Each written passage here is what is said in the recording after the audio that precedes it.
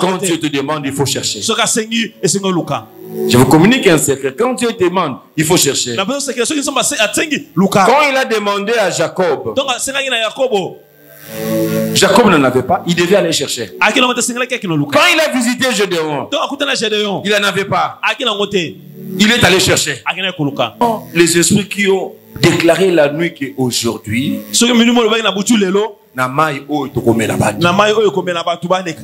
il y a toujours des rescapés, il y a un rescapé.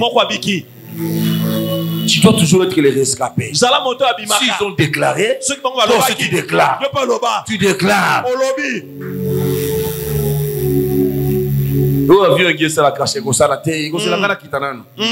Je déclare chaque jour. Mais comment? Mais toi tu es là, tu ne dis rien. Ce sont des paroles qu'il faut utiliser. Dieu, il sait vous protéger de tout le monde et de tout. Suivez-moi très bien ça. Je préfère que vous puissiez bien garder ça. Dieu, il sait vous protéger de tout le monde et de tout. Mais Dieu ne sait pas vous protéger contre vous-même. C'est ainsi que des problèmes que Israël a eu, ce sont des problèmes qui sont venus d'Israël lui-même. Parce que Dieu a dit à Abraham, je bénirai celui qui te bénira. Je maudirai celui qui te maudira. De tout celui qui viendra contre votre vie, Dieu est là. Mais le jour où tu te lèves toi-même, tu commences à maudire ta vie, Dieu ne sait pas te protéger.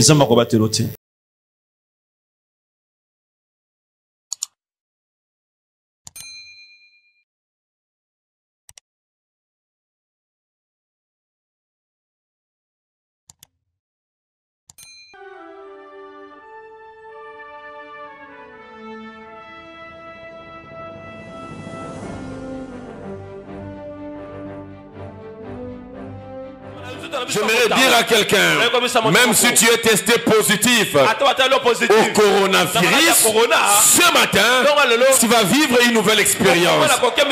Le sang de Jésus, la chair de Jésus nous donne la vie.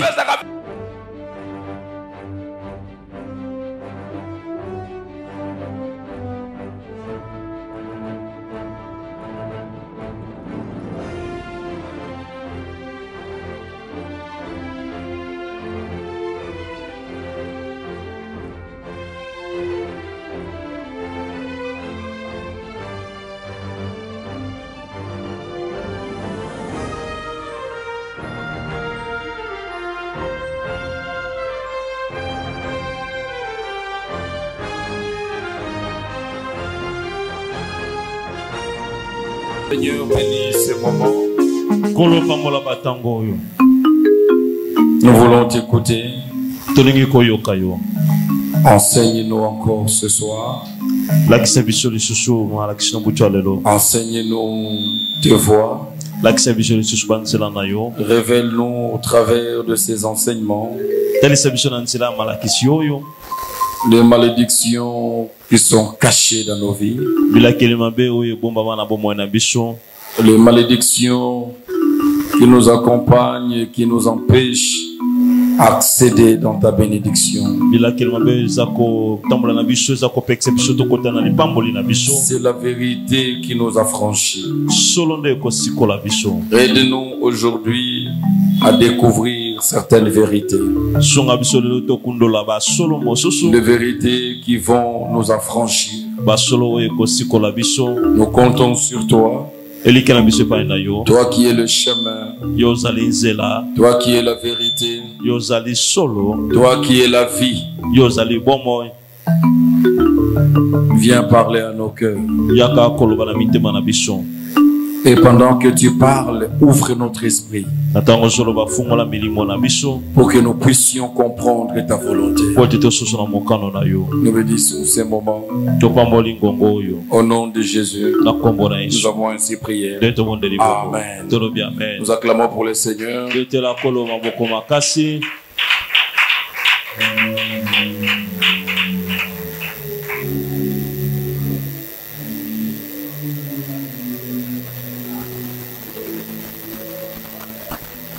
Je vous salue au nom de Jésus. Saluez-vous les uns les autres. Gloire au Seigneur.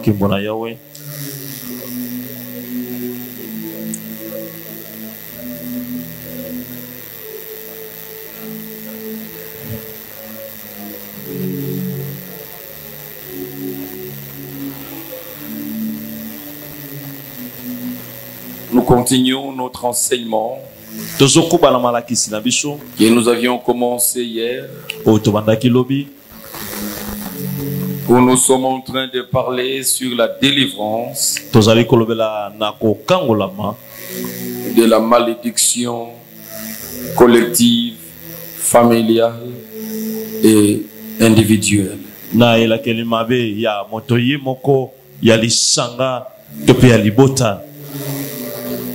Nous avions pris le temps à expliquer ce que c'est la malédiction. Et nous avions posé le fondement de cet enseignement. Et j'ai pris le temps à expliquer comment la délivrance est progressive. Elle ne vient pas par un bâton magique. Ce n'est pas comme un interrupteur qu'on va balancer et du coup tous les ténèbres disparaissent et la lumière apparaît.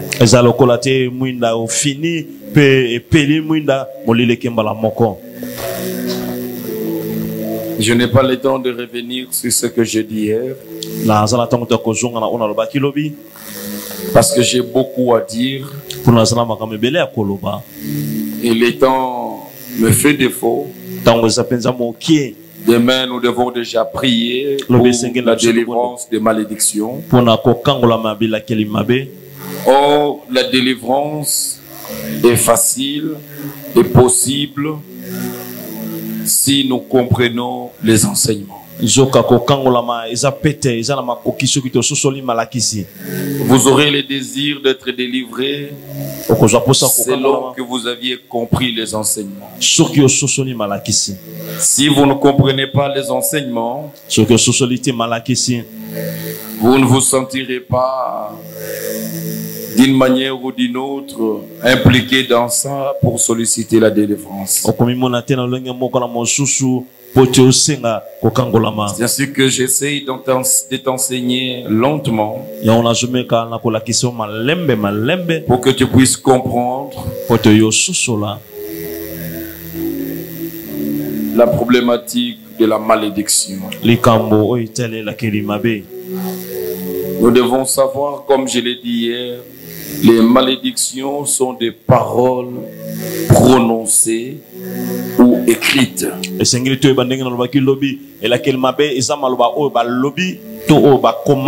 contre quelqu'un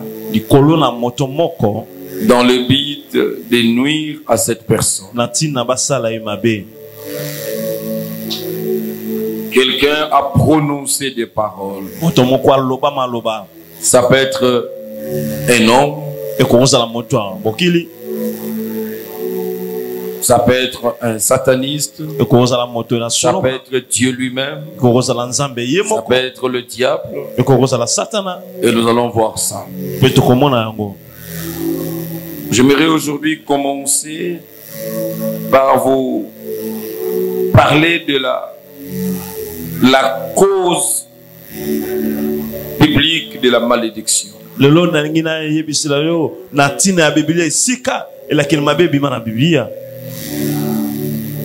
Qu'est-ce qui cause la malédiction selon Dieu?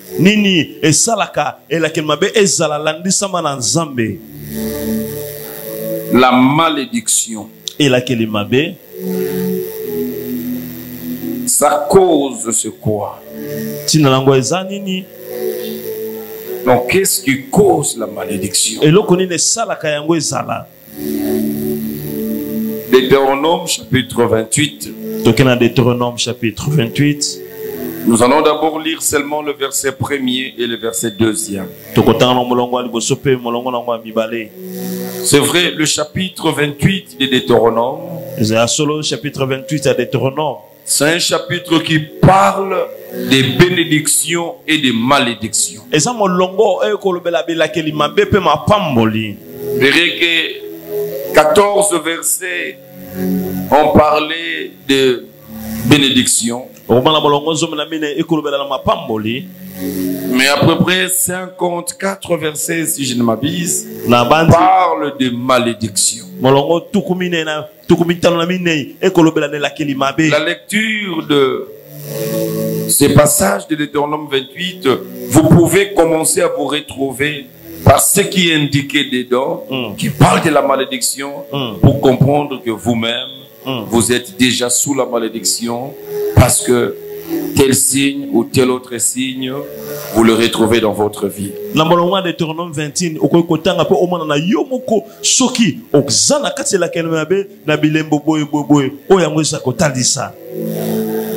Je serai un peu rapide, la Bible dit ceci.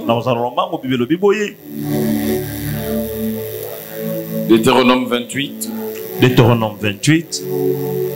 1 à 2, la Bible dit ceci. 1 à 2, si tu obéis à la voix de l'Éternel, ton Dieu, en observant et en mettant en pratique tous ces commandements que je t'ai prescrits aujourd'hui,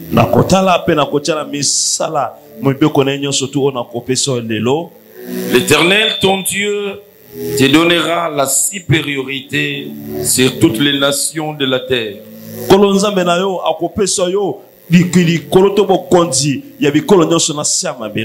Voici toutes les bénédictions qui se répandront sur toi et qui seront ton partage.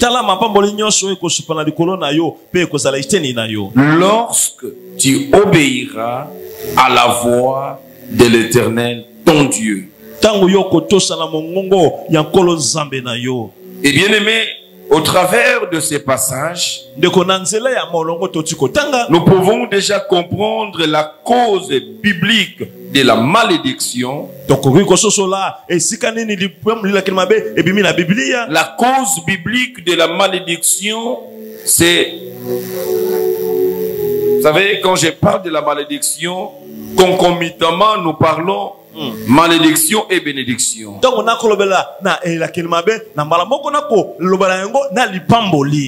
Parce que quand nous disons que la malédiction, ce sont des paroles prononcées, la bénédiction aussi, ce sont des paroles prononcées. De la différence entre la bénédiction et la malédiction, c'est selon que ces paroles prononcées ou écrites visent à nuire quelqu'un, nous appelons ça malédiction. Quand ces paroles visent à construire, à mener de bonnes choses dans la vie de quelqu'un, nous disons bénédiction.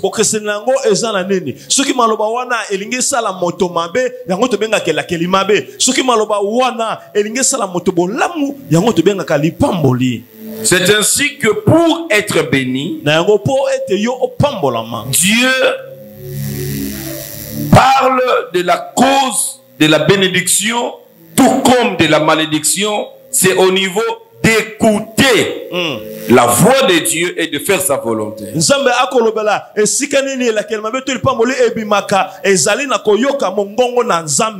Celui qui écoute la voix de Dieu et qui fait la volonté de Dieu, il est candidat à la bénédiction.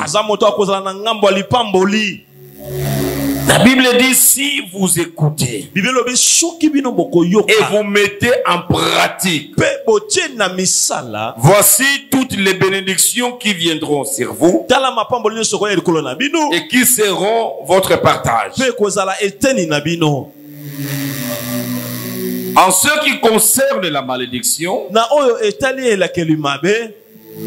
C'est le contraire d'écouter et de faire la volonté de Dieu. Si tu n'écoutes pas la voix de Dieu, et si tu ne fais pas sa volonté, tu es candidat à la malédiction. Les malédictions viendront sur toi si tu n'obéis pas à la voix de l'Éternel ton Dieu. Si tu n'observes pas ses commandements en les mettant en pratique, la Bible dit, voici toutes les malédictions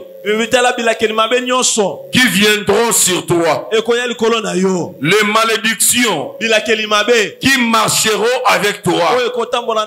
La Bible parle des malédictions qui seront ton partage. Tu vas te réveiller avec ces malédictions. Tu vas te promener la journée. Les malédictions sont là. Tu vas dormir. Et c'est comme ça. Ces malédictions deviennent ton partage. Bien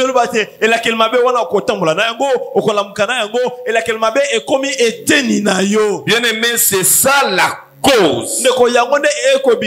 La cause principale de la malédiction, c'est la désobéissance. C'est la désobéissance à la voix de Dieu. C'est la désobéissance à la volonté de Dieu. Celui qui n'écoute pas la voix de Dieu et celui qui ne fait pas la volonté de Dieu, il est livré à la malédiction. Ça, c'est la première cause et la cause principale.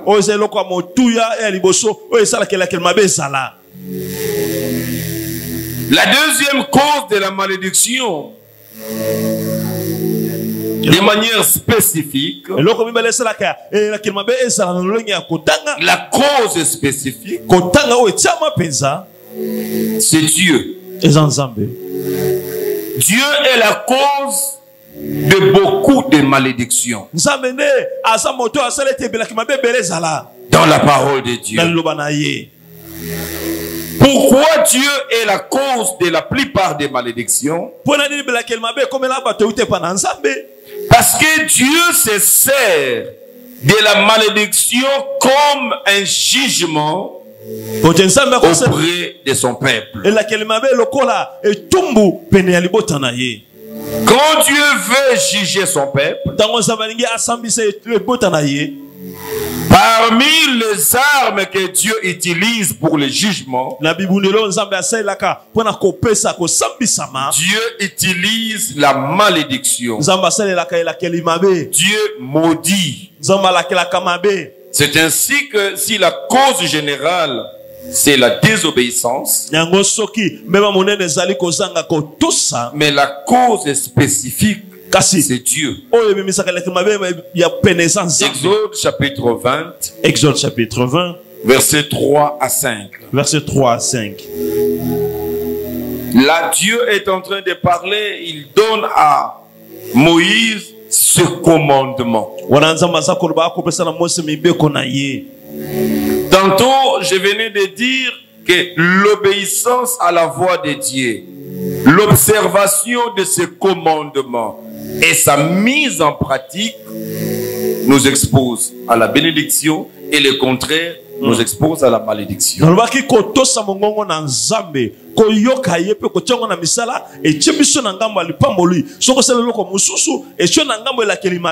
Mais en jetant un coup d'œil sur le commandement de Dieu, et bien aimé, vous savez, si Dieu a donné 10 commandements, le premier commandement au 4e commandement, ce sont les commandements qui sont orientés vers Dieu. Dieu donne des exigences que les hommes doivent avoir vis-à-vis de lui, le Créateur. Et à partir du 5e jusqu'au 10e commandement, Dieu impose les exigences que les hommes doivent avoir entre eux. Le verset 3 au verset 5, la Bible dit: tu n'auras pas d'autres dieux devant ma face. Tu n'auras pas d'autres dieux devant ma face. Premier commandement de Dieu. Dieu ne veut pas que nous ayons d'autres divinités. Mais depuis 2 semaines, et même cette 3e semaine, nous avions parlé des problématiques de divinité qui ont existé dans nos familles. Dieu ne voulait pas d'autres dieux en face de lui. Le verset 4. Tu ne te feras point d'image taillée, ni de représentation quelconque des choses qui sont en haut dans les cieux, qui sont en bas sur la terre et qui sont dans les eaux plus bas que la terre.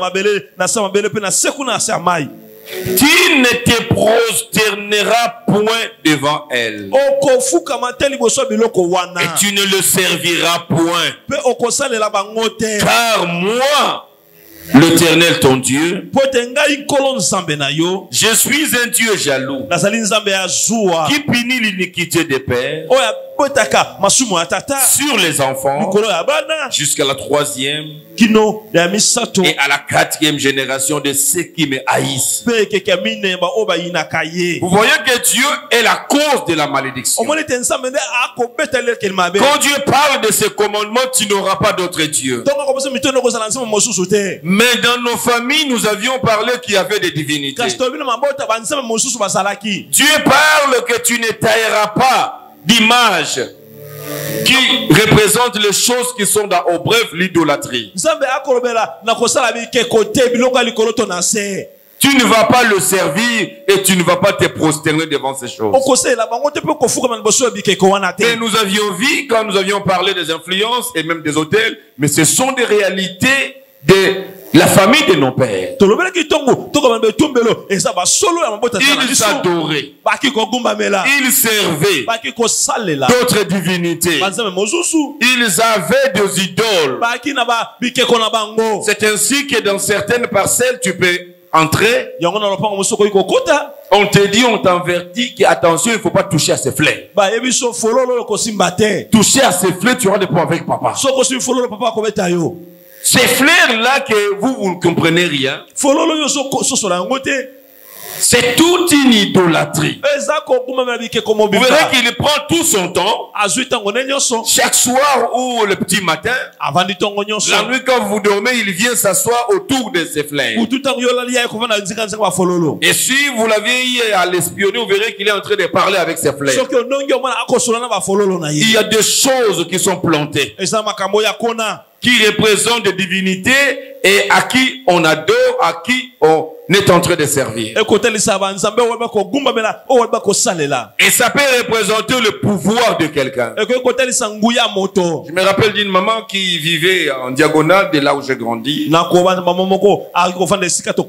Réputée sorcière dans l'avenir. Et vous savez, celui qui a déclenché sa mort, c'était son petit-fils. Vous savez, il avait des petites fleurs parfois, des fleurs qui ne sont même pas intéressantes, non plus attrayantes, mais elle entretenait ces fleurs-là qui étaient devant la parcelle. Ne touchez pas à ça. Et tout le monde savait que si vous touchez à ça, vous touchez à la grand-mère. Le pouvoir de la grand-mère. Ces divinités, ces idoles résidaient là. Un jour, elle est tombée malade. Et son petit-fils qui a écouté les enseignements de délivrance et qui savait qu'il y avait des problèmes avec ses fleurs, il s'est dit qu'il aille déraciner ses fleurs. Il a pris le risque. Et quand il est allé déterrer ses fleurs, il les jette, il les consume. Là où sa grand-mère était à l'hôpital, il va rentrer là. Et bien aimé, s'il y a eu alors des problématiques de divinité, des influences sataniques, comme la Bible le dit, Dieu dit, dans toutes les familles où ces choses se sont passées, Dieu les maudira jusqu'à la 4e génération. Et bon, ce qui m'a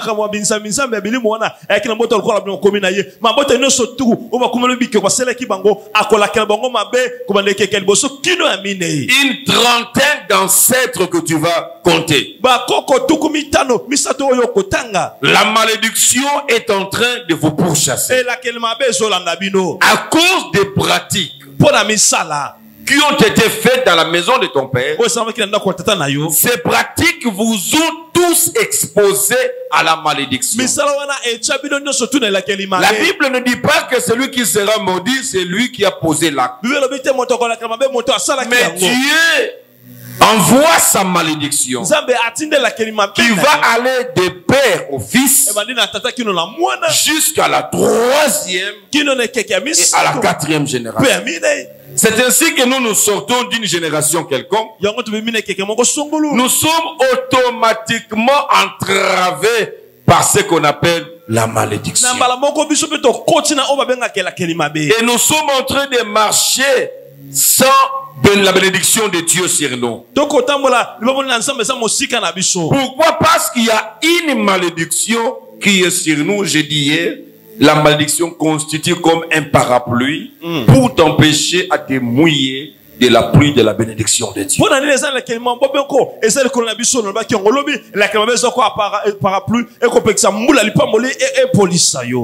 Et nous sortons de ces familles, nous vivons ces genres de réalités. C'est ainsi que quelqu'un verra qu'il fait tout, mais rien ne marche. Il fait des efforts, mais il trouve comme si, mais c'est seulement sur lui que ça ne marche pas. Un problème de malédiction qui est en train de couler de génération en génération. Ça passe au travers du sang que tu as de la famille de ton père et de la famille de ta mère.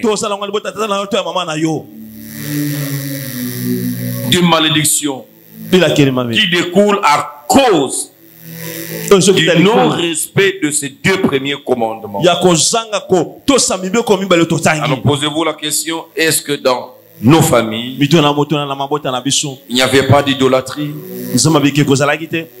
Tous ceux qui sont passés à l'église traditionnelle, nous avions crié aux statuettes, nous avions crié aux photos, et patati patata jusqu'aujourd'hui, on peut voir même les églises, on ne sait pas dire, ce sont des églises de réveil ou quoi. On peut voir à l'église une grande photo devant l'église, on vous dit d'un quelconque prophète. Ça, c'est l'idolâtrie.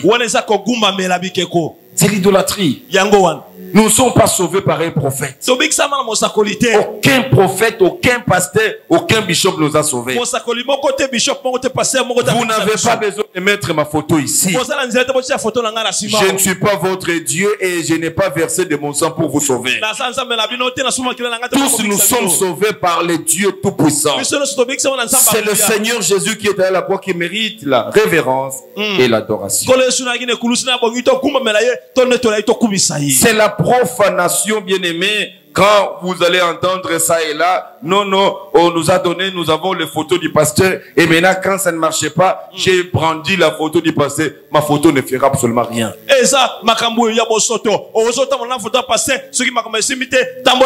n'as pas besoin de dormir avec la photo du pasteur sous l'oreiller. Non. Tu n'as pas besoin de prendre, comme je vois, c'est Ediba Congo, ils vont poster dans leur véhicule la photo justement de qui? Non, bien aimé, c'est de l'idolâtrie.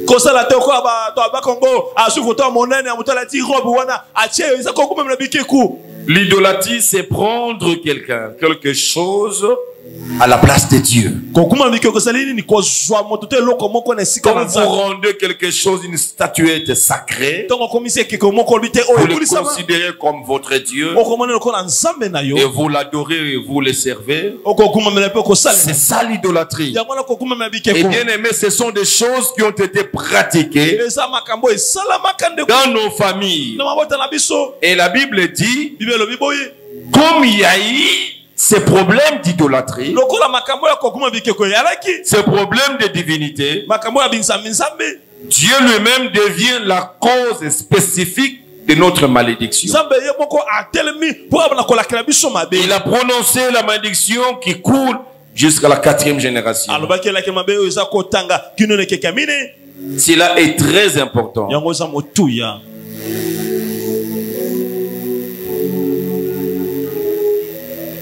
C'est ainsi que vous verrez, vous êtes en train de prier. Vous faites un peu des efforts pour vous améliorer spirituellement. Il y a des gens, malgré leur présence à l'église, leur tirer à l'église, ils sont bloqués à certains épanouissements spirituels.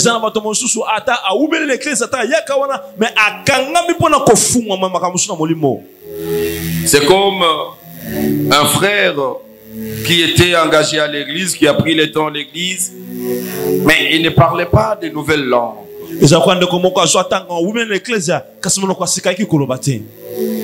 Et un jour, son pasteur va y le message sur lui, il va lui dire, est-ce que, rencontre-moi, quand dans ton passé, tu as eu à consulter les médiums? Ah,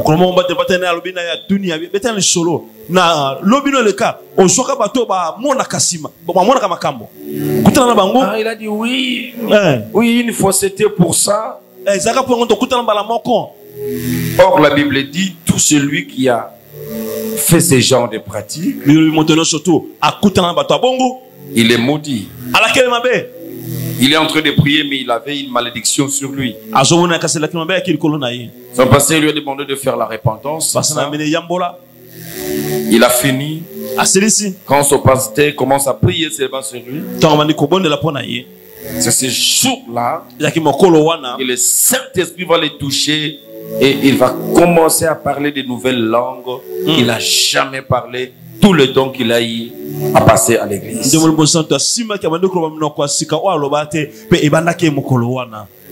voyez, un problème de malédiction peut t'étouffer spirituellement. Tu ne progresses pas. Donc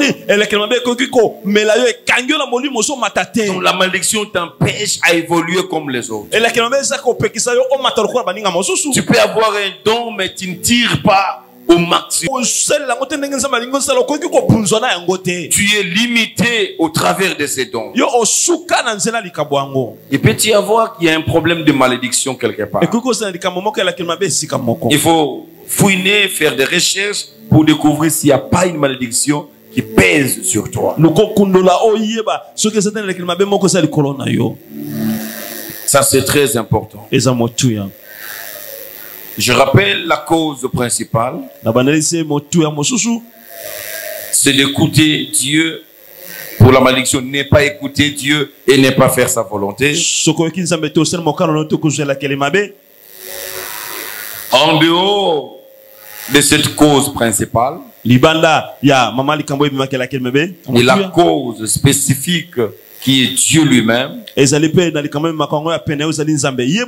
y a aussi d'autres causes de la malédiction. Je le disais tantôt déjà ici, Dieu qui est en train de maudire, mais ce qui pousse Dieu à déclarer la malédiction, parce que ce n'est pas Dieu qui provoque la malédiction à vide, mais ce sont des choses que nous faisons qui sont contre au principe de Dieu qui pousse Dieu à nous maudire.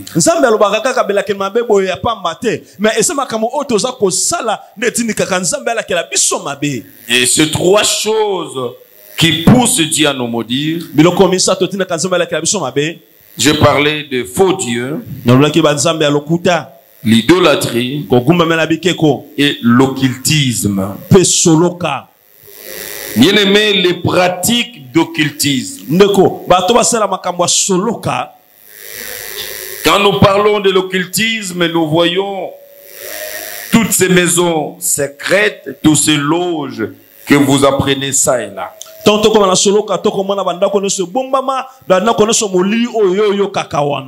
parlons de l'occultisme, si tu as eu à participer, tu as été amené, peut-être consciemment ou inconsciemment. C'est ton père, tu n'avais pas là, tu ne savais même pas, il s'est de quoi, non, viens m'accompagner dans notre club de Rotana, c'est pas moi, de Rotary Club, dans notre club de ceci, Rose Croix, franc-maçon. Tu ne savais pas. Ton père t'a amené.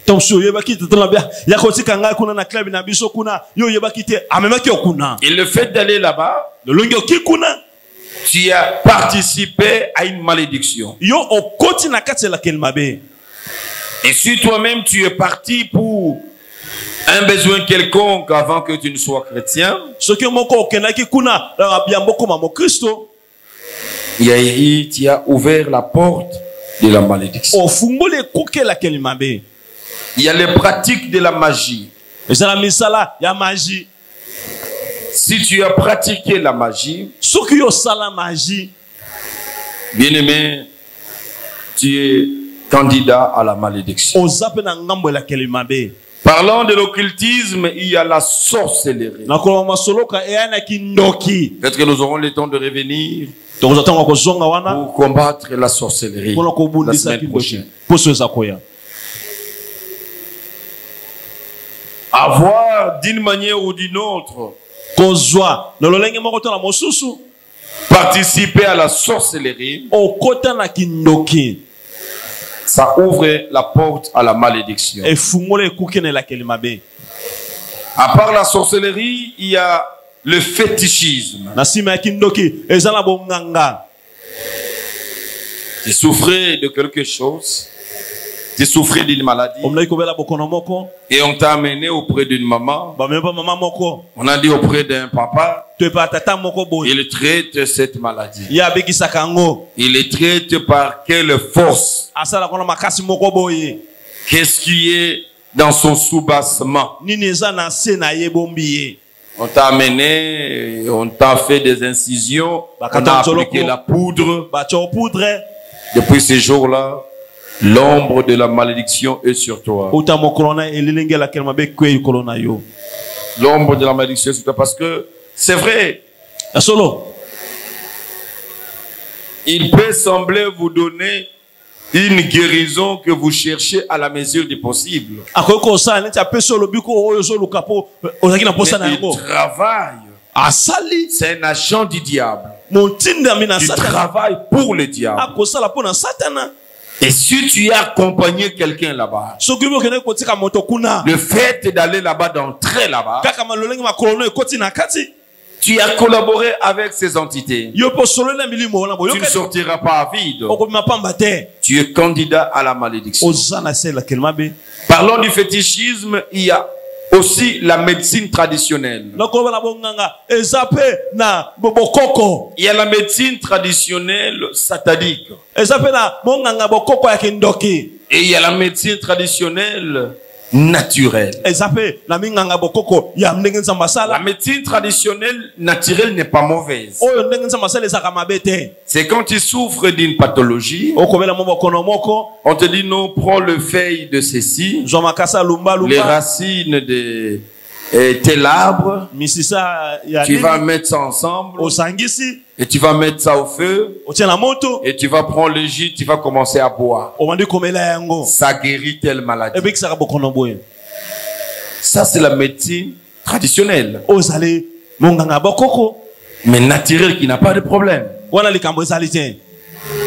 Mais ceux qui travaillent avec des forces de ténèbres, vous allez les remarquer, ils ont toujours quelques conditions. Non, à ce moment-là, vous allez comprendre qu'ils travaillent pour le diable. Quand j'étais encore trop jeune, je faisais les sports. Et j'avais eu un dérangement à la main. Et ça m'avait tellement dérangé, mes maîtres ont tenté de me masser, ça ne marchait pas. Et sur notre avenue, on va me dire que non, il y a une maman. C'était pas une maman, c'était une grande sœur. Parce que sa maman est morte, sa maman lui a légué le pouvoir. Elle traite. Ce qui a symbio na maboko, en tout cas, même s'il y avait fracture, mais pour moi, ce n'était pas une fracture. Donc, c'est facile. On va la chercher. Je pars la chercher. C'était vers 18h. Je vais dire qu'il n'y a pas de problème. je peux prendre de l'eau seulement, il prend quelques herbes. De l'eau chaude, mais me dit, je ne sais plus travailler à cette heure. Il a regardé en haut.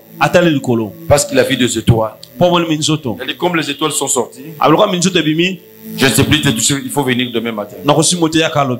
Et moi, j'étais intercesseur. Je lui dis, mais comment les étoiles t'empêchent de travailler? Non, non. Il y a des interdits. Il y a des interdits. J'ai compris que ça, ce n'est pas une bonne manière de faire les choses. Ça ne marchera pas. Je me suis retiré. Et toi, tu pouvais aller là-bas. Et quand j'ai demandé l'histoire de cette dame, pour expliquer comment la malédiction est transmise, on m'a dit que non, non, leur grand-mère, elle-même, quand le tracteur passe sur toi, on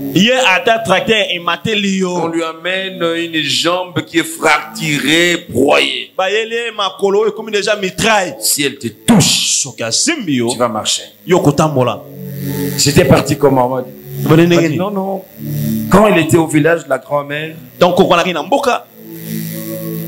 un jour, pour faire...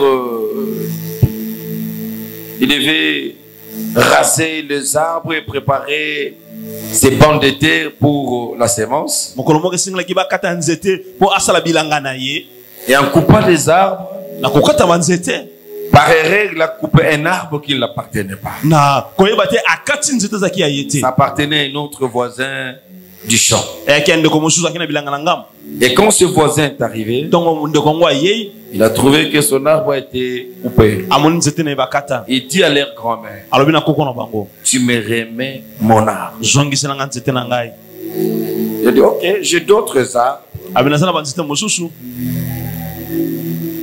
Je peux te donner un autre arbre en remplacement. Il a dit seulement cet arbre. C'était un conflit sérieux. C'était un conflit sérieux. Alors ce grand-mère a fait ce qu'il pouvait faire. Nous ne savons pas quoi exactement, vous comprendrez que c'est dans la sorcellerie. Elle a remis debout son arbre. C'est depuis ce jour-là que ces esprits lui ont donné le pouvoir de commencer à réparer tout ce qui est cassé. Et avant de mourir, il a lâché des paroles sur ses enfants. C'est-à-dire ce qui était en moi, cette capacité-là, je vous les transmets. Vous aussi, vous allez faire le même chose. Il a lâché les paroles. Et par ces paroles, il a communiqué toute une malédiction. Et c'est cette sœur-là qu'on a dit qu'en tout cas, ces esprits, comme si l'ont habité sérieusement, parce qu'elle, elle agissait comme sa grand-mère. La médecine traditionnelle mauvaise nous expose à la malédiction. Quand nous parlons de l'occultisme, il y a ce qu'on appelle la divination. La divination, c'est aller rencontrer ceux-là aujourd'hui qui s'appellent des prophètes, hier qui étaient des mandona. Voilà, on commence à les publier avec leurs aventures qu'ils font.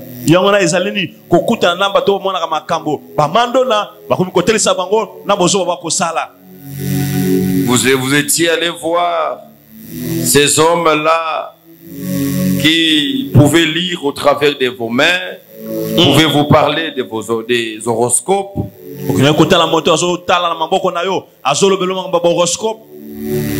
Ces pratiques nous ont exposés à la malédiction. En dehors de la divination, il y a le spiritisme. Le spiritisme, c'est la croyance possible. C'est la croyance de la communication possible entre les vivants et les morts. C'est ainsi que, bien aimé, quand vous perdez quelqu'un, Je ne dirais pas quelqu'un de très cher parce que tout le monde est toujours très cher pour nous. On ne vous interdit pas de pleurer. On pleure son mort, mais on ne parle pas avec le mort. On ne s'adresse pas au mort. S'adresser au mort, c'est ce qu'on appelle le spiritisme. Et ici à Kinshasa, c'était développé dans l'église de Balembonge par exemple. Les gens pouvaient aller avec leurs problèmes. Et on dit non, non, attendez.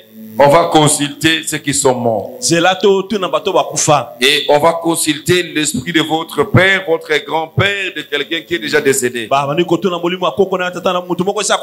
il peut commencer à vous parler et à vous révéler même certaines choses qui existaient de son vivant. Vous allez entendre sa voix. Oui, j'ai entendu. Il a parlé qu'il est là, il a dit qu'il nous protège. Il n'y a aucune relation entre les morts et les vivants. Et ceux qui parlent au travers des personnes que vous pensez qui étaient chères pour vous, ce sont des démons. Et entrer en contact avec ces démons vous expose à la malédiction. C'est ainsi que c'est une profanation de trouver un chrétien. Il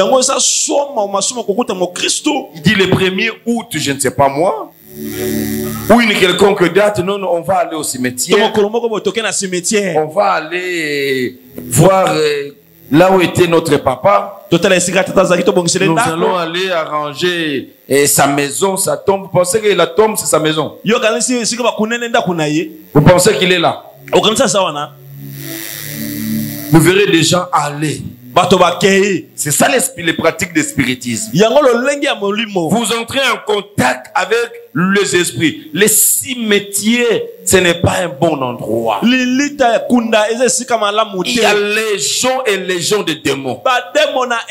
Et ils étaient là, ils vont vous-même venir avec vos fleurs.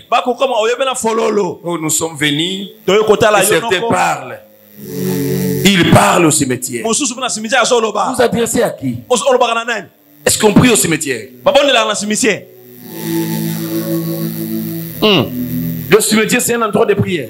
C'est un endroit de mauvais esprits. C'est ainsi que les esprits de Gadara ont dit à Jésus: qu'y a-t-il entre toi et nous? Pourquoi tu viens jusqu'ici pour nous déranger? Parce que nous sommes au cimetière, c'est notre territoire.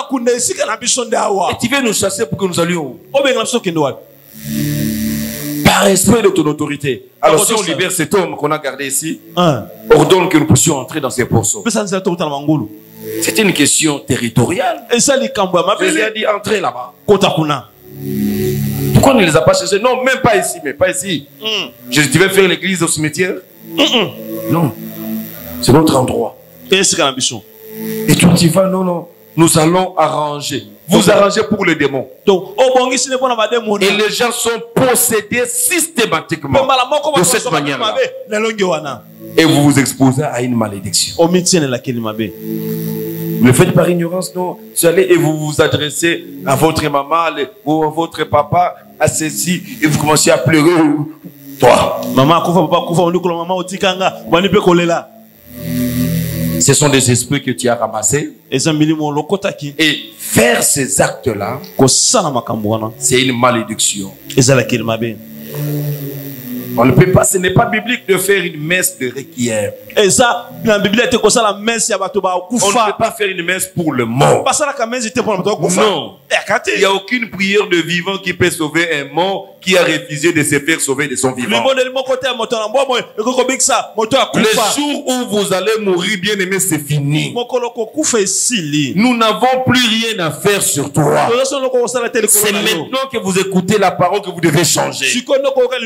Les jour où le maître du souffle, il prend son souffle, il n'y a aucune prière qui sera exaucée pour vous. Nous ne prierons pas. Nous allons prier quoi? Nous allons bénir seulement le Seigneur pour ce qui est arrivé.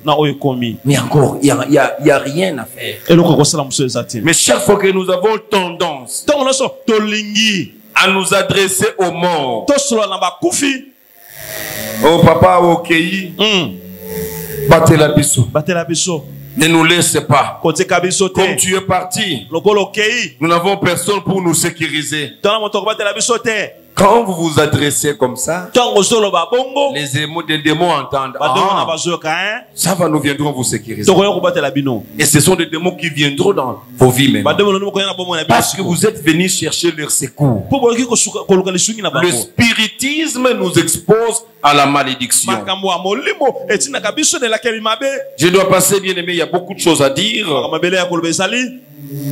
Ce sont ces choses-là qui cause des malédictions. Bien aimé, une autre cause des malédictions. La malédiction peut venir par un porteur de voix de Dieu. C'est lui qui porte la voix de Dieu.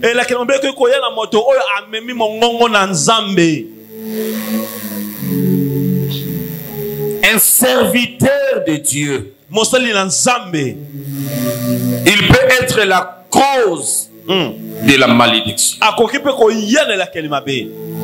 Parce que Dieu l'a investi d'une autorité et d'un pouvoir. Ce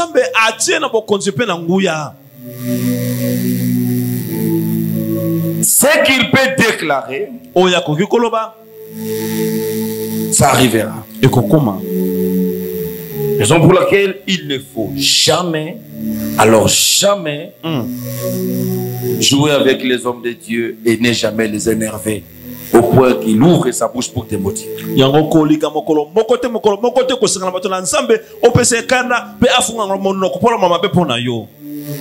Bien-aimé, ta vie risque de tomber comme un immeuble qui est en train de se fondre. Par les simples paroles d'un homme loin, appelé par Dieu et qui a le mandat de Dieu. Je ne parle pas de n'importe quel serviteur.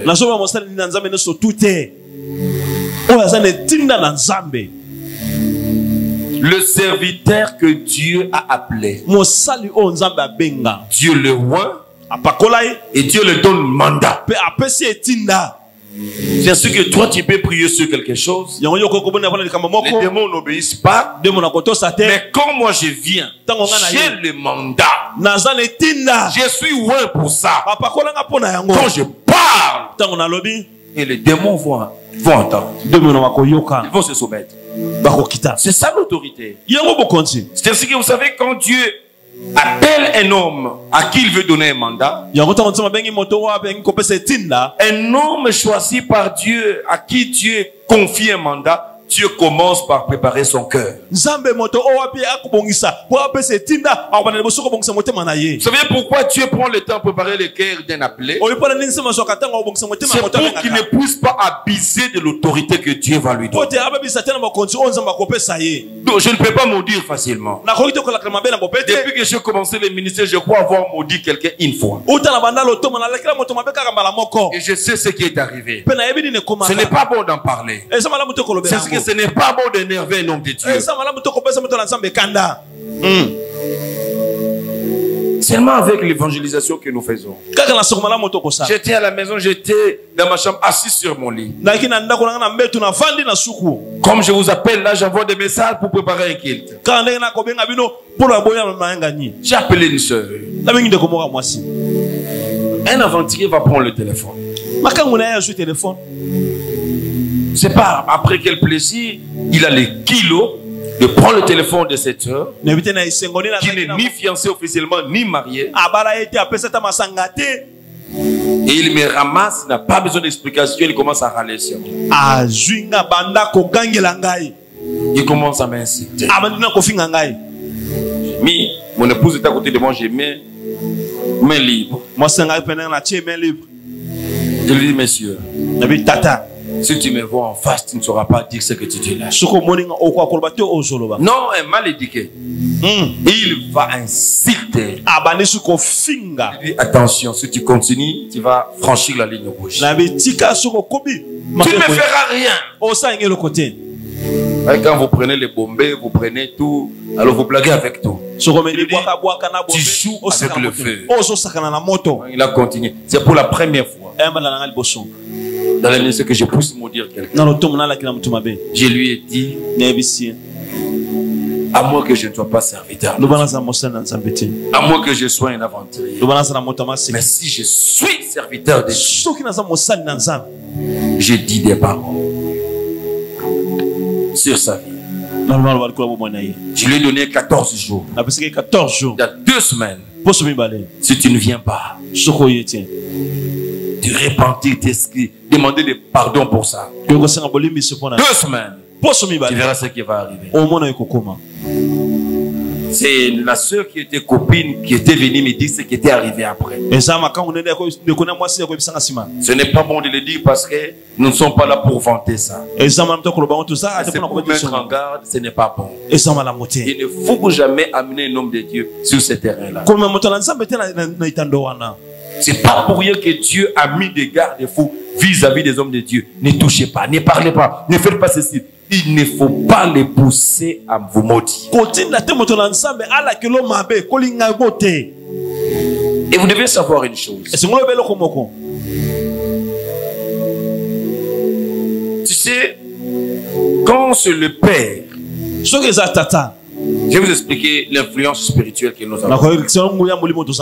Tu sais, quand ton père, ta mère, il te détruit, il te maudit, personne ne peut annuler cette malédiction. Et la seule personne qui peut annuler la malédiction, que ton père biologique a lâché sur toi, c'est ton père spirituel que Dieu a.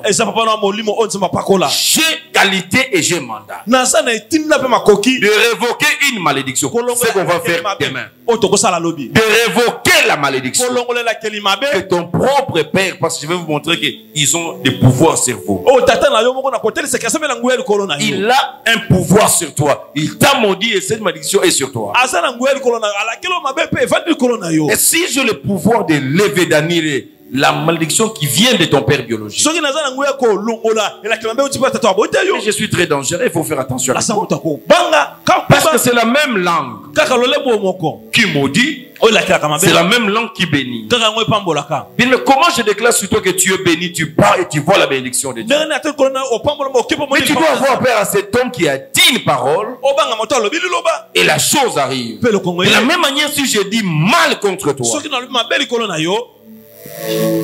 ça sera catastrophique. Et moi, en tant que ton père spirituel, quelqu'un d'autre peut s'hasarder de te dire quoi que ce soit, ça ne va rien faire. Si moi, ton père spirituel, je te maudis, aucun serviteur de Dieu ne peut lever cette malédiction. Il doit revenir dans mes pieds pour que je lève la malédiction.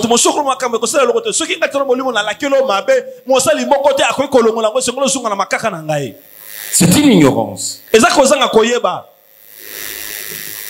Ton père spirituel, s'il te maudit, tu pars ailleurs pour chercher qui peut enlever. Il n'y a personne qui peut enlever cette malédiction.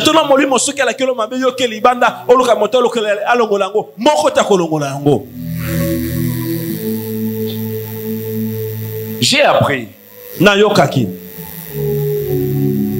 après le mariage que nous avions eu dernièrement, j'étais ici du haut de cette chair. J'ai tonné sur l'église ici. C'est moi le père spirituel. C'est moi qui détiens le pouvoir. J'ai tonné à cause de votre mauvais cœur. Parce que toute l'église était absente. Il y avait quelques 4 ou 5 personnes. Je l'ai dit. Je répète ce que j'ai dit. Le jour de votre mariage, Dieu permettra aussi que la pluie tombe. Du matin jusqu'à la nuit, les gens ne viendront pas. Et ça sera comme ça, toi qui ne viens pas. dans le mariage des autres. Ton jour, Dieu autorisera, ça sera comme ça. Même les pasteurs qui doivent venir bénir ne sont pas sortis parce que c'est la pluie qui tombe avec le foudre. Et jusqu'à ce que la journée finisse, parce que Dieu voulait te donner des leçons. Je l'ai dit ici, en tant que père, pour vous corriger, vous apprendre à bien vous comporter. Qui est-ce que j'avais maudit? Qui est-ce que j'avais maudit? Je n'ai maudit personne. Il y a de ceux qui sont sortis pour aller rencontrer frère X, parce qu'on lui a acheté, c'est pas le coca de gros ou le Fanta. Il boit et dit, pasteur t'a maudit sérieusement. Yo frère, fais attention. Tu es en train de jouer avec le feu. Et tu sors, tu vas aller rencontrer ce que je n'ai pas dit. C'est une malédiction. Venez bien vous comporter.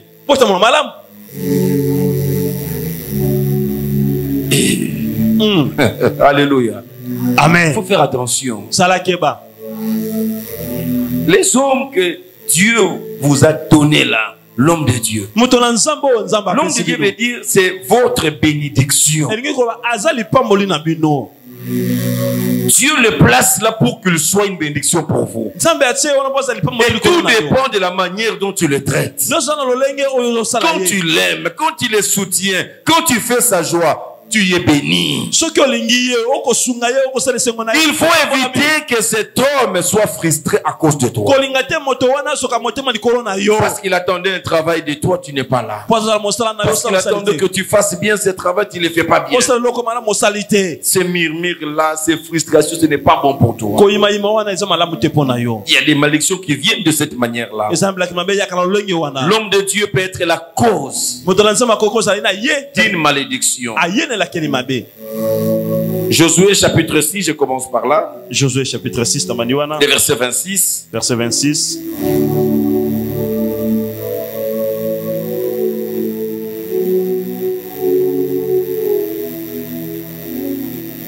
Ce fut alors que Josué jura en disant: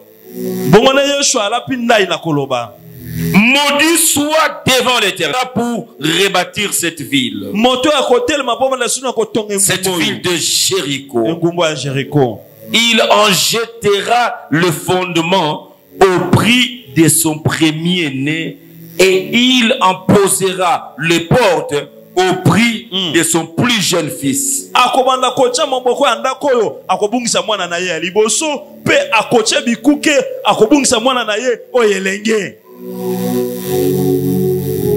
Là, c'est le prophète, c'est Josué plutôt, qui va prononcer ces malédictions. Pour qu'on ne puisse jamais rebâtir. Il est l'homme de Dieu. Mais nous allons lire qu'est-ce qui est arrivé 500 ans plus tard. 500 ans. 1 Roi chapitre 16 verset 34. 1 Roi chapitre 16 verset 34. Quand Josué parle, il dit ceci.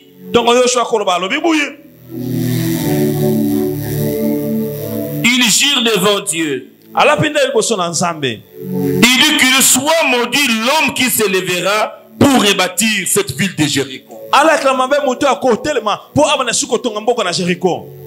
Le conducteur après Moïse, c'était Josué. Il dit, tout homme qui se lèvera pour rebâtir Jéricho qu'on détruit, il dit ceci.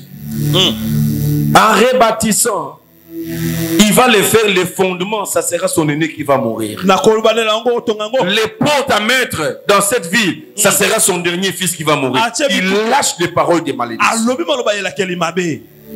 Et bien aimé, un homme de Dieu peut te dire quelque chose. Ce n'est pas le même jour que tu verras que la malédiction agit. Hein? Non, je suis là. Mais 500 ans plus tard. 500 ans et les qui? C'est là où je dis dans 1 Roi chapitre 16. 1 Roi chapitre 16. Le verset 34. Verset 34. La Bible dit quoi? Écoutez. Yoka. Dès son temps, Hiel de Bethel bâtit Jéricho. Ah, on a parlé contre la ville de Jéricho. Nathan on a Hiel ya Bethel. Yebe abandi kotonga Jéricho. Hiel lui il vient bâtir Jéricho. Hiel ye aye kotonga. Combien de temps après ce que Josué avait dit 500 ans après? Mula kama mitano lekisima. Il n'a pas posé la question, mais pourquoi cette ville n'est pas bâtie? On lui dise qu'il y a un homme de Dieu qui a dit des paroles. Ça s'est passé au Nigeria. Un homme de Dieu. Il a maudit une personnalité. Parce qu'il blaguait avec Dieu. Il est maudit. Et la maladie a frappé cet homme. Mais c'était un homme influent. Il avait de l'argent. Il avait de l'influence. Qu'est-ce qu'il fait? Il va aller chercher un autre homme de Dieu aussi, de puissant. Il lui pose le problème. Mais ce n'est pas pour rien que la Bible dit ne vous précipitez pas à imposer les mains. Vous devez avoir l'esprit de discernement. Pose, interroge. Cette maladie est venue comment? Non, cet homme de Dieu, le deuxième, il a prié. Il utilise aussi son autorité. Mais le Dieu, c'est Dieu qui les a investis d'autorité. Il utilise son autorité, il prie pour cet homme. Cet homme guérit. Et quand cet homme était guéri, après qu'il soit parti, l'homme de Dieu, le même tombe, il reçoit la maladie qu'il vient de chasser, et il va mourir. Parce que ça venait de Dieu. Cette malédiction. Il ne pouvait pas.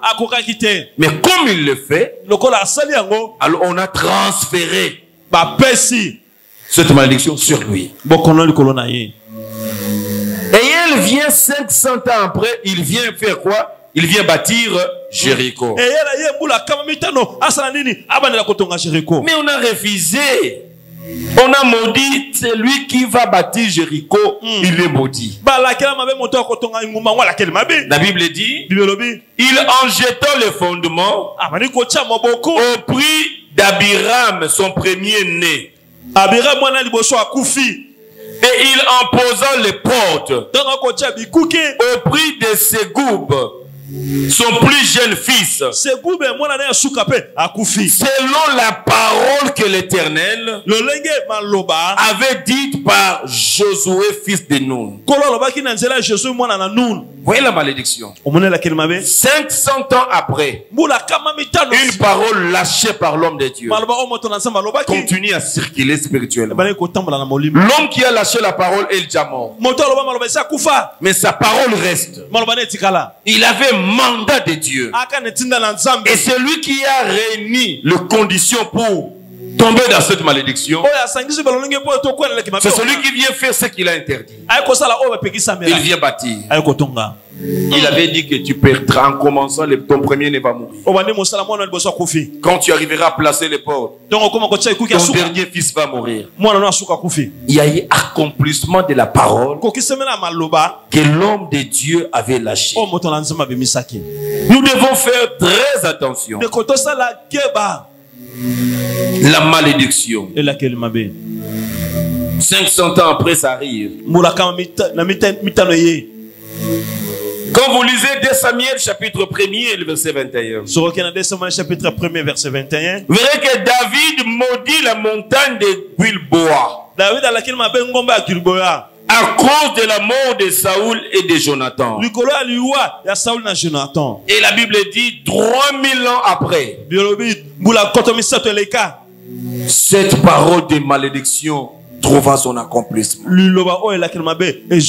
Il a dit cette montagne-là qui a reçu le sang du roi Saoul et de son premier fils qui était ami à David, Jonathan. David était appelé à remplacer Saoul. Mais David n'acceptait jamais de le remplacer au prix du sang. Plus d'une fois, Dieu a livré Saoul entre les mains de David. David a même coupé les pans de Saoul pour lui dire que Dieu t'avais livré, mais je ne peux jamais mettre ma main sur un oint de l'Éternel. Voyez pourquoi Dieu a appelé David l'homme selon son cœur. Il dit il ne touchera pas. Dieu lui dit, il lui donne le trône de Saoul. Dieu, tu vas te débrouiller jusqu'à ce que Saoul va laisser ce trône. Je ne mettrai pas la main sur celui que Dieu avait oint. Mais pendant que David parle ainsi, Saoul, Dieu l'a rejeté. Saoul dit l'homme que Dieu a oint, rejeté par Dieu ou pas, c'est un homme sur qui lui a été déversé. Je ne peux jamais poser ma main sur lui. Et la montagne où le Philistin a tué Saoul et son fils, David maudit cette montagne qui ne devait plus produire. 3000 ans après, les gens qui ont tenté d'avoir quelque chose de cette montagne, rien ne marcha à cause de la malédiction prononcée par David. Et quand vous lisez 2 Rois chapitre 5, je vais lire 2 Rois chapitre 5 rapidement, le verset 26 et 27. Verset 26 à 27. La Bible dit ceci. Mais Élisée lui dit, son esprit n'était pas absent. Mon esprit n'était pas absent lorsque cet homme a quitté son char pour venir à ta rencontre. Est-ce le temps de prendre de l'argent et de prendre des vêtements, puis des oliviers, de vignes, de brebis, de paix, des serviteurs et des servantes? La lèpre de Naaman s'attachera à toi. Écoute ce qu'il dit. Et à ta postérité pour toujours. Et Géasi sorta de la présence d'Élisée avec une lèpre comme la neige. Serviteur de Dieu. Géasi était le serviteur du serviteur de Dieu. J'ai expliqué ici à long et à large comment ça fonctionne. La hiérarchie dans le sacerdoce. Quand j'expliquais l'appel, j'expliquais comment Dieu appelait Moïse, mais jamais Dieu a parlé avec Aaron. Il parlait avec Moïse, Moïse dit à Aaron. Dieu, il sait respecter celui qu'il a appelé. Aaron, il dépendait de Moïse. Ils étaient le serviteur de Moïse. C'est Moïse qui était serviteur de Dieu. Élisée refuse le présent de Naaman. Naaman, c'était un orgueilleux. Il pensait qu'il pouvait acheter sa guérison avec de l'argent. C'est ainsi que sa guérison a été conditionnée à 7 chutes dans l'eau. Parce qu'il fallait briser son orgueil. Et il a lutté avec son orgueil. Comment je peux aller me jeter? Et l'eau où on l'a envoyé, il lui-même dit que mais c'est sale que nos eaux chez nous. L'homme de Dieu ne poursuit pas seulement la guérison qu'il te donne. Il a aussi la pédagogie de te transformer en profondeur. Toi, tu as la maladie, tu cherches la guérison, mais lui, il voit au-delà de la guérison, tu as un problème d'orgueil qu'il faut régler. Il envoie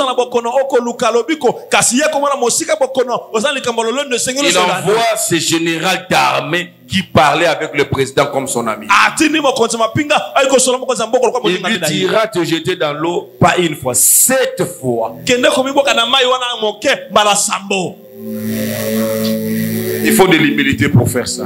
Il faut qu'on quitte pour ça là en haut. Et la 7e fois, il était guéri.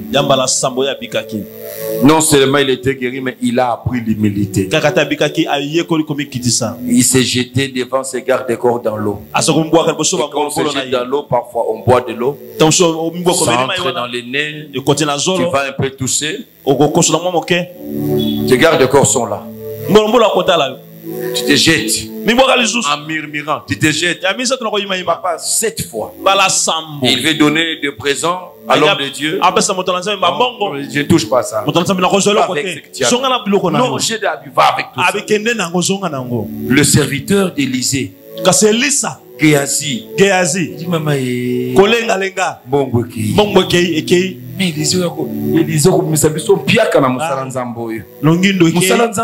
Élisée, comment tu peux refuser comme ça? Il dit bon, comme je connais la route qu'il a pris, ah non, moi je vais aller les voir clandestinement. Il va s'éclipser et suivre Naaman. Naaman. Qu'est-ce qu'il y a? Non. Le prophète m'a envoyé. Ah, maintenant, il a maintenant besoin de ça.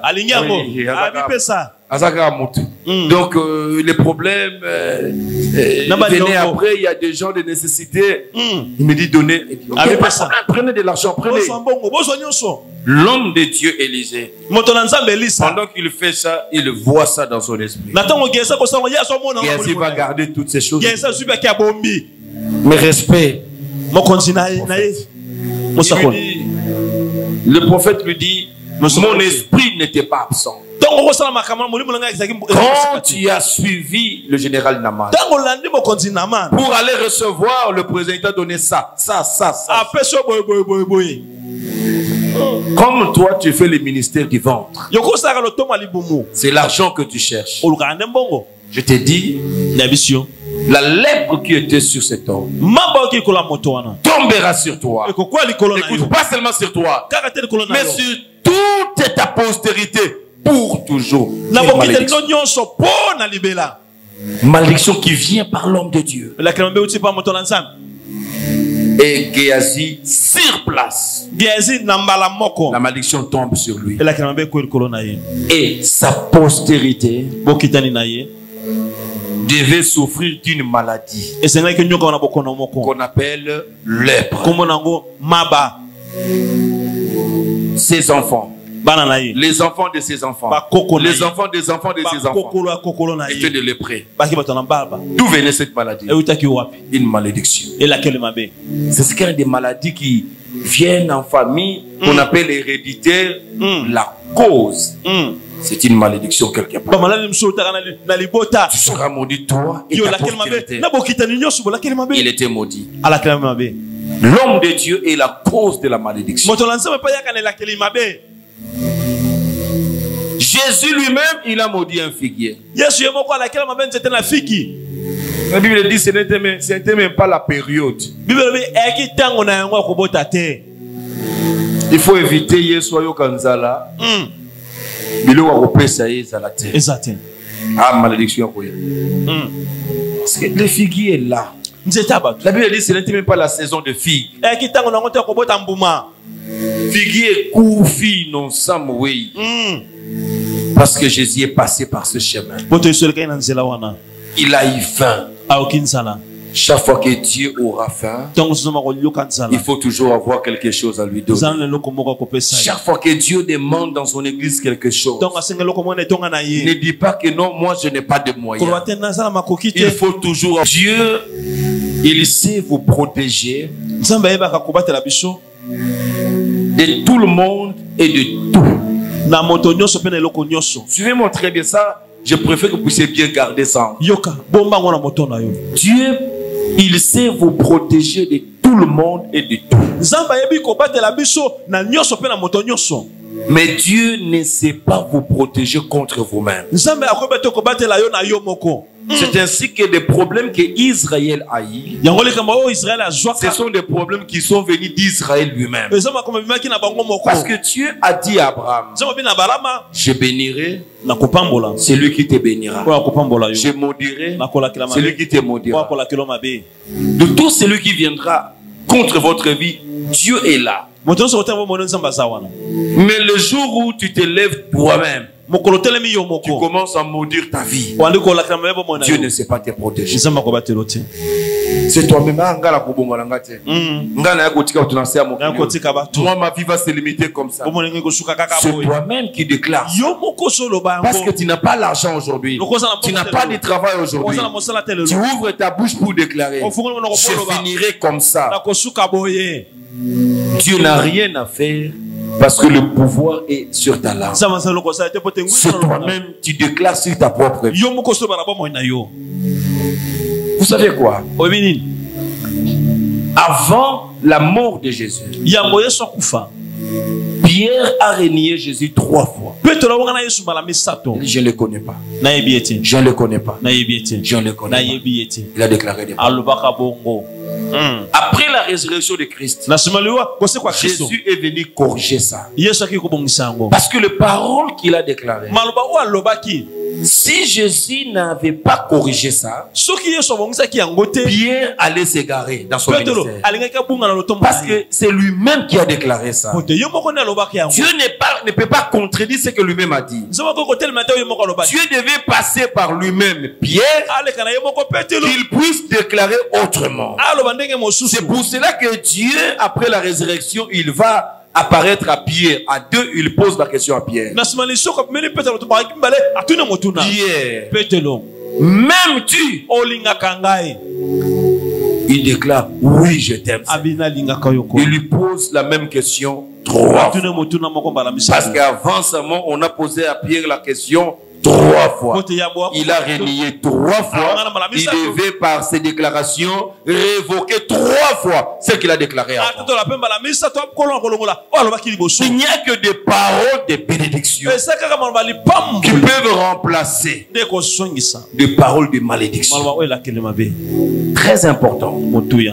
Il ne faut jamais laisser ces paroles continuer à vous dominer. Vous devez remplacer d'autres paroles.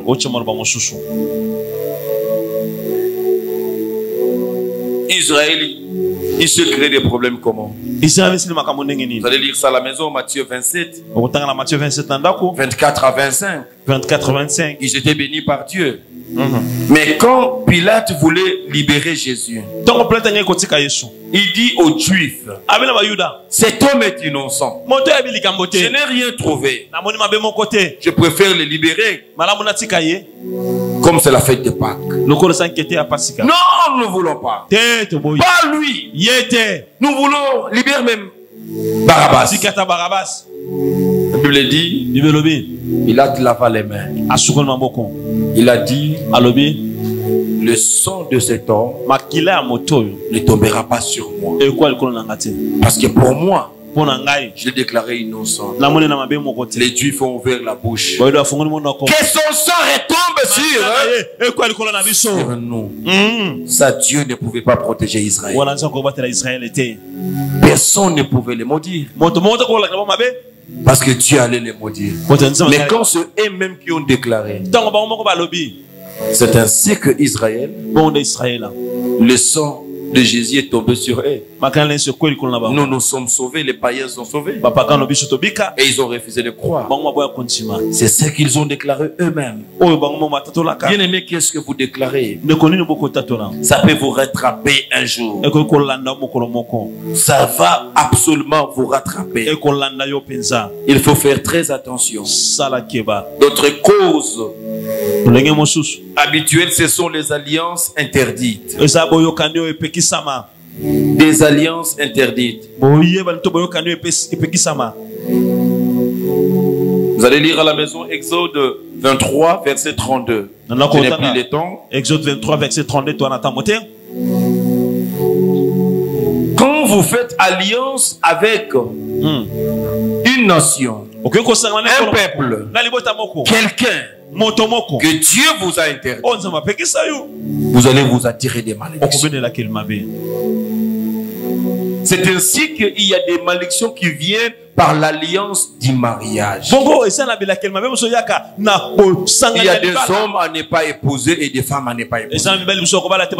Quand vous les épousez, bien aimés, vous entrez dans leur alliance. Et les malédictions qui coulent de cette alliance vont tomber sur vous. À cause des alliances interdites. Un jour, une fille de 18 ans avec son bébé de 6 semaines. Mais cet enfant de 6 semaines, en le regardant, il paraissait comme s'il avait 6 jours. Il vient voir les pasteurs. Le problème, c'est quoi? Il dit au pasteur, cet enfant, il a un problème, il ne mange aucun aliment, aucune nourriture.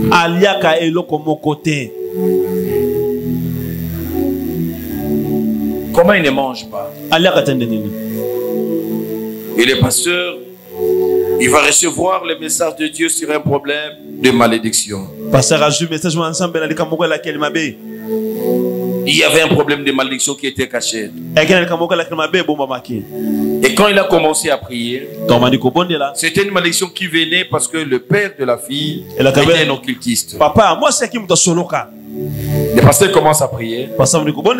La fille commence à trembler, va lâcher l'enfant. Il prie avec sa femme récupère l'enfant.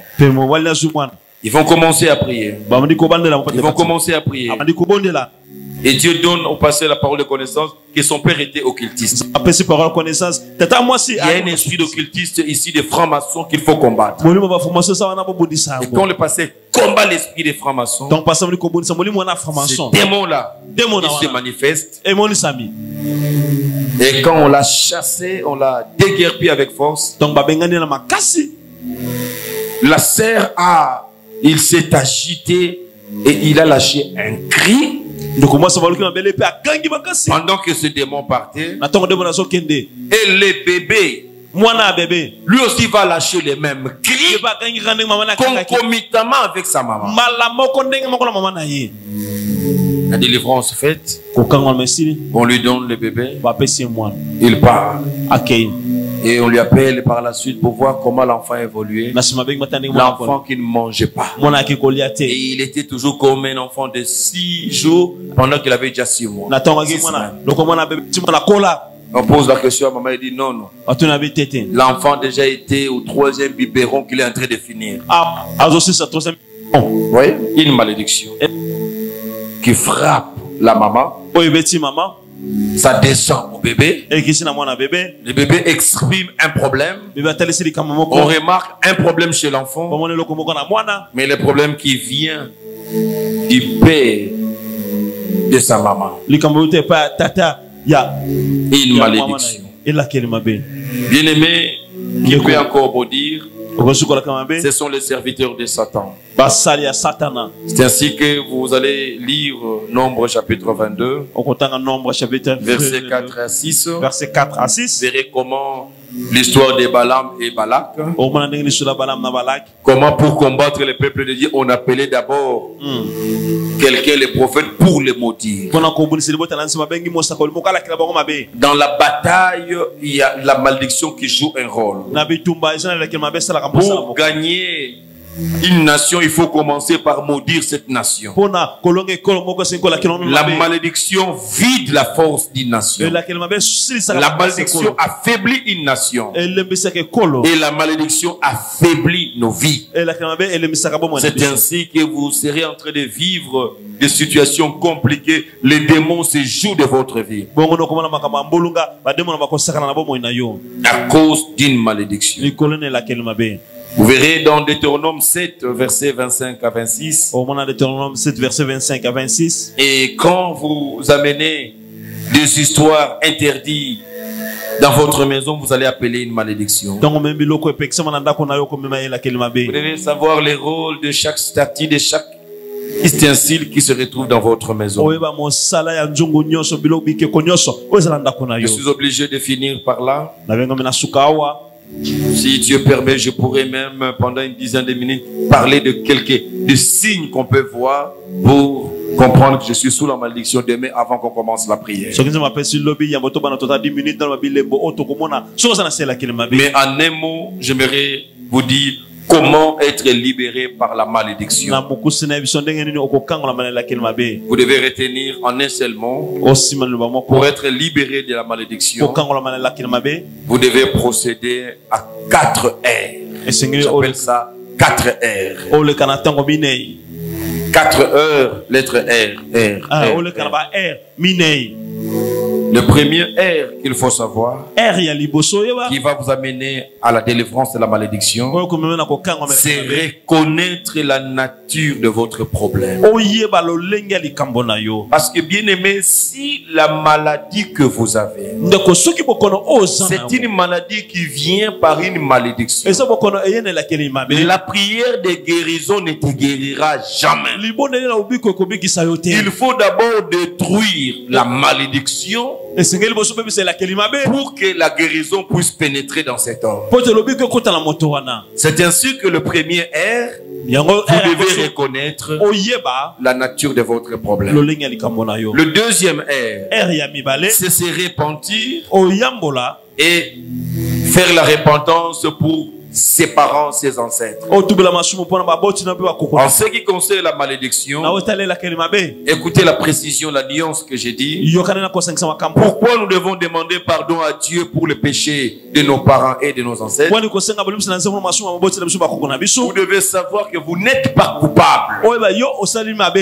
Vous n'êtes jamais coupable de péché de vos parents ni de vos ancêtres. Mais seulement leur péché vous affecte. En matière de malédiction, le péché d'idolâtrie, comme on a vu plusieurs causes, leur péché, vous n'êtes pas coupable, mais ça vous affecte parce que la malédiction qu'ils ont écopée descend dans votre vie. Alors, pour briser la malédiction collective, familiale, qui vient de nos parents, de la lignée de la maison de nos pères, nous devons commencer à solliciter les pardons de Dieu pour nos parents et nos arrière-parents.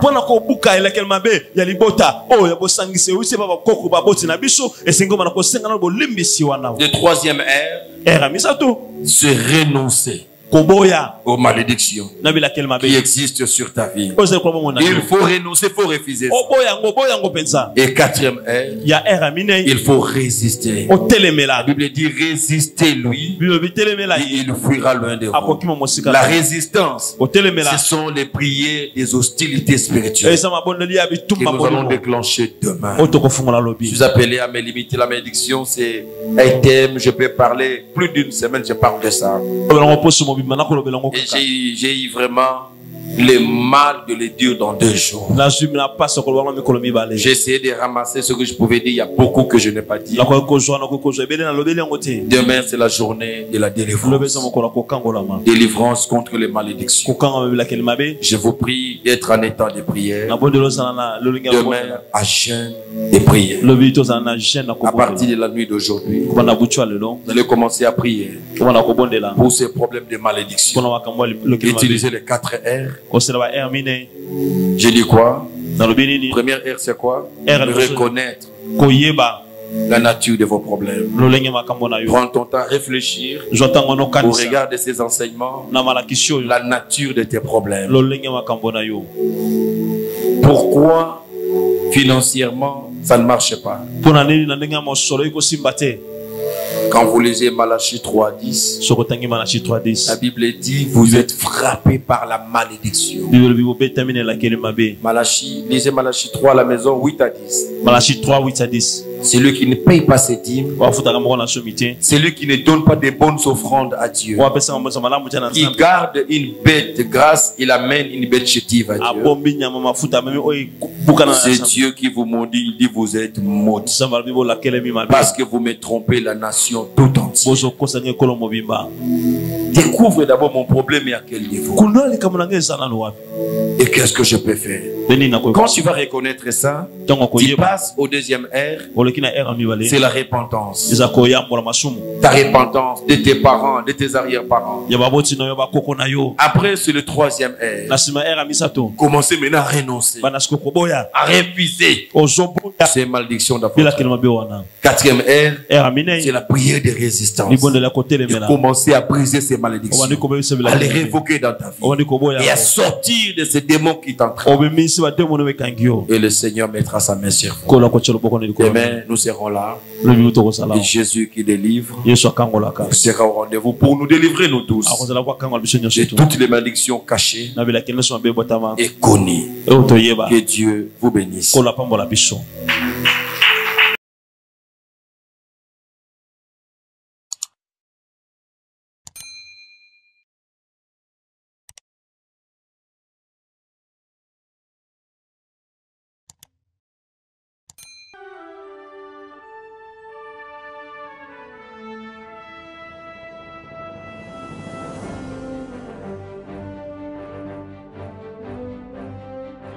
J'aimerais dire à quelqu'un, même si tu es testé positif au coronavirus, ce matin, tu vas vivre une nouvelle expérience.